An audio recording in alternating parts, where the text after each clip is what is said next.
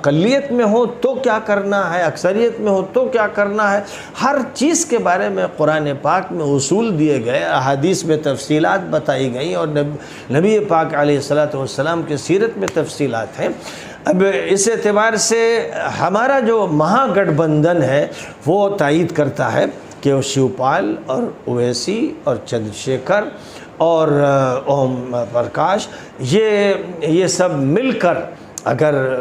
ایک اتحاد بناتے ہیں تو ہمارا جو اتحاد ہے وہ بھی ان کا ساتھ دے گا، اور اس طرح یہ میں سمجھتا ہوں کہ زیادہ بڑا اتحاد ہوگا، زیادہ مؤثر ہوگا، جس میں ہماری ملت کی نمائندگی اویسی کریں گے۔ اور جو لوگ یہ کہتے ہیں کہ وہ بی جے پی کے نمائندہ ہیں، میں یہ کہتا ہوں، بہت صفائی کے ساتھ کہتا ہوں کہ یہ بہت خطرناک الزام ہے،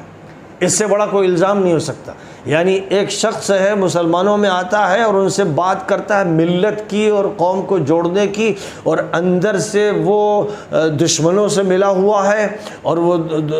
ان کا ایجنٹ بنا ہوا ہے۔ اگر یہ ہے تو اس سے بڑا خائن، اس سے بڑا غدار، اس سے بڑا دھوکے باز کوئی نہیں۔ تو جو لوگ یہ کہتے ہیں کہ وہ تو ایجنسی کھولے ہوئے ہیں، وہ یہ بات اگر دبی زبان سے مولانا رابع کہہ رہے ہیں اور مولانا ارشد کہہ رہے ہیں، اور اگر یہی بات دیگر اور لوگ کہہ رہے ہیں، تو یہ دینی اور شرعی اعتبار سے بہتان ترازی ہے، یہ ایک بھیانک الزام ہے۔ یا تو اس کو انہیں ثابت کرنا پڑے گا، ورنہ پھر شریعت کی نگاہ میں ان کی گرفت ہوگی،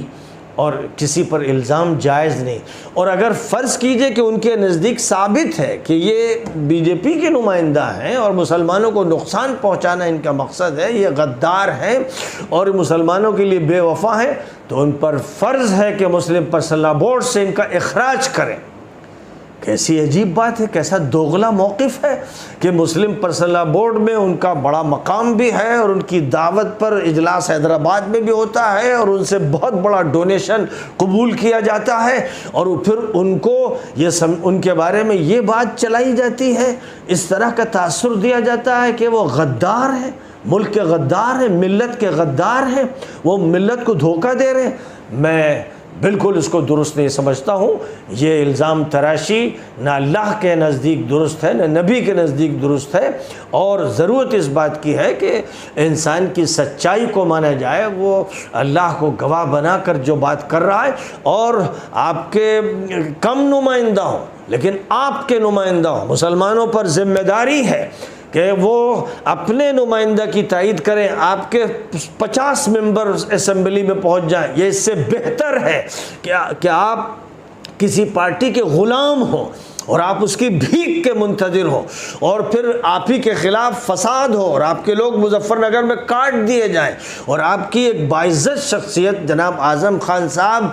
کا ساتھ نہ دیا جائے، جس نے اپنی پوری عمر ان کے لیے وقف کر دی، وہ اس طرح ہو کے لگے کہ وہ سوتیلا ہے یا اس کا کوئی دیکھنے والا نہیں۔ یہ رویہ ہو تو یہ رویہ ہوتا ہی ہے اس لیے کہ جن کی سطح چھوٹی ہے، جن کے دماغ چھوٹے ہیں، ان سے اگر آپ بڑی توقعات قائم کر رہے ہیں اور آپ ملت کو حوالے کر رہے ہیں تو یہ ملت کے ساتھ جرم کر رہے ہیں۔ لہذا وہ لوگ جو ایک ایسے شخص کو اپنا قائد چن رہے ہیں، سیاسی قائد، اور حکمرانی کے راستے میں قائد چن رہے ہیں کہ جس کا کوئی نہ دینی مقام، نہ سماجی مقام، اور نہ اس کا کوئی اخلاقی دنیا میں مقام ہے، تو یہ کسی طرح جائز نہیں ہے، اور یہ دوغلاپن اور نفاق ختم کرنا چاہیے۔ ہمیں چاہیے کہ ہم اپنا قائد چنیں۔ مولانا علی میاں صاحب نے ڈاکٹر عبدالجلیل فریدی کو جب چنا تھا اور ان کی مدد کی تھی تو وہ جانتے تھے کہ یہ وزیر اعلیٰ نہیں بن جائیں گے، انہیں معلوم تھا کہ ان کو کچھ سیٹیں ہی مل سکتی ہیں، لیکن یہ جانتے تھے کہ یہی دین سکھاتا ہے۔ جب انہوں نے علماء اور سیاست کے نام سے مضمون لکھا تھا تو وہ جانتے تھے کہ علماء کے سیاست سے الگ ہونا، کنارہ کشی اختیار کرنا یہ خودکشی ہے۔ اور ابھی میں نے آپ کے سامنے کاروان زندگی کے جو جملے پیش کیے ہیں، پھر یہی یاد دلانے کے لیے کہ یہ مسلمانوں کی خودکشی کے مرادف ہے۔ لہذا ندوہ ہو یا دیوبند اور جو ہماری بڑی شخصیات ہیں، ان کا جو موقف ہوتا ہے کہ اندر کچھ اور باہر کچھ، زبان پر کچھ آ رہا ہے یا خاموشی اختیار کی جا رہی ہے، تو اتنے سنگین مسائل میں خاموشی کا جواز نہیں ہے۔ یہ وہ مسئلہ ہے جہاں آپ کو کھل کر کہنا ہے کیا کرنا ہے، مسلمانوں کو کیا کرنا ہے، کیوں کرنا ہے۔ اور میں یہ کہوں گا میں کہوں گا جناب اویسی صاحب سے کہوں گا کہ ایک لائیو ڈیبیٹ ہو، جس میں ایک طرف مولانا ارشد ہو، مولانا محمود ہو، اور ایک طرف مولانا رابع ہو. ماشاءاللہ یہ سب بولتے ہیں، سب تقریر بھی کر لیتے ہیں، سبق بھی پڑھا لیتے ہیں. ایک طرف اویسی ہو. کسی چینل سے میں درخواست کروں گا کہ یہ ایک ڈیبیٹ چلایا جائے. بہت سے مسلمانوں نے چینل چلا رکھے ہیں، اب تو ماشاءاللہ علماء کے بھی چینل چل رہے ہیں. لہذا میں کہوں گا کہ علماء اپنے چینلز استعمال کریں اور رابطہ کریں. اور آج کل زوم کا جو طریقہ ہے اور الیکٹرانک میڈیا تو سب کو اپنی جگہ بیٹھے ہوئے سب کے قریب لے آتا ہے، تو ایک ایسا موقع ہو جس میں مولانا رابع صاحب بھی موجود ہو، مولانا ارشد صاحب موجود ہو، مولانا محمود صاحب موجود ہو، اور ادھر اویسی صاحب موجود ہوں، اور سوالات کیے جائیں، کھلے ہوئے سوالات کیے جائیں. پوچھا جائے اویسی صاحب سے کہ آپ کے خلاف یہ باتیں کہی جاتی ہیں، کچھ لوگ خاموش رہتے ہیں اور خاموشی میں وہ ان باتوں کو چلنے دیتے ہیں، کچھ کھل کر بولتے ہیں، تو آپ کیا صفائی پیش کرتے ہیں وہ بتا دیجئے. اور جہاں تک تعلق ہے ملت کا، تو میں یہ کہتا ہوں کہ قرآن اور حدیث کا مطالبہ ہے کہ اس ملت اسلامیہ کا سیاسی قائد ہو یا معاشی دنیا کا قائد ہو یا تعلیمی قائد ہو یا عبادات میں قائد ہو، وہ مومن ہوگا، وہ مسلمان ہوگا،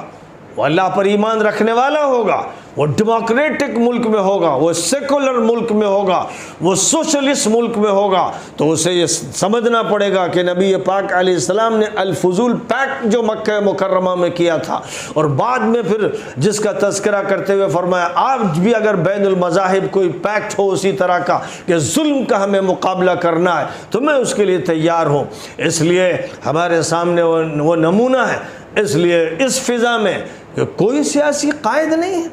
یہ ملت اتنی یتیم ہے، یہ ملت بیوہ ہے. اس ملت کے سر پر بڑے بڑے بزرگ بیٹھے ہیں، شیخ بیٹھے، پیر بیٹھے، نذرانے قبول کرنے والے بیٹھے، چندہ لینے والے بیٹھے، لیکن اس امت کو آگے کن حالات کا سامنا درپیش ہے، کیسے بچنا ہے، کیسے اس امت کو اس دلدل سے نکلنا ہے جس میں پھنسایا جا رہا ہے. تو اس کے لیے جو طریقہ کار مولانا علی میاں صاحب نے بتایا تھا، اور کسی دور میں مولانا ابو المحاسن سجاد نے بتایا تھا، اور جس کے لیے مولانا محمود الحسن نے تیاری کی تھی، اور جس کے لیے ماضی میں تحریکیں چلی تھیں، اور اس ملک کی آزادی کی جو جد و جہد ہوئی تھی وہ سب اسی پس منظر میں ہوئی تھی. اس لیے ضروری ہے کہ ہمارا اپنا قائد ہو، وہ پھر الائنس کرے، وہ الائنس کرے، وہ اکھلیش سے کرے، مایاوتی سے کرے. ہماری کسی سے ذاتی لڑائی نہیں، اور ہمارا کسی سے بھی کوئی سودا نہیں، نہ کسی سے ہمیں کچھ لینا ہے اور نہ کسی سے کوئی عہدہ چاہیے، لیکن ملت کے مسئلے کو صفائی کے ساتھ حل ہونا ہے اور منافقانہ طریقہ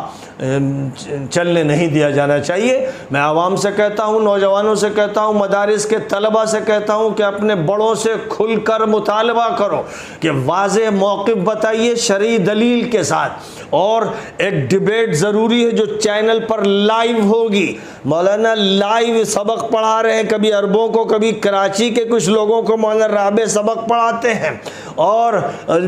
ٹی وی پہ آ کر بات کرتے ہیں. لہذا ان سے وقت لیا جائے اور مولانا ارشد صاحب سے وقت لیا جائے، اور مولوی محمود بھی ماشاءاللہ اب صدر جمعیت ہیں، ان سے وقت لیا جائے اور یہ کہا جائے کہ آپ یا تو کوئی قیادت پیش کیجیے، مومنانہ قیادت پیش کیجیے سیاسی میدان کے لیے، ملک کے ان حالات کے بحران کے علاج کے لیے، ورنہ آپ یہ تسلیم کیجئے کہ آپ کی سیاست کے اس بحران میں اسد الدین اویسی اس قیادت کے خلا کو پر کر رہا ہے. میرا اسد الدین اویسی سے اختلاف ہو سکتا ہے، اور انہوں نے جو موقف حیدرآباد میں اختیار کیا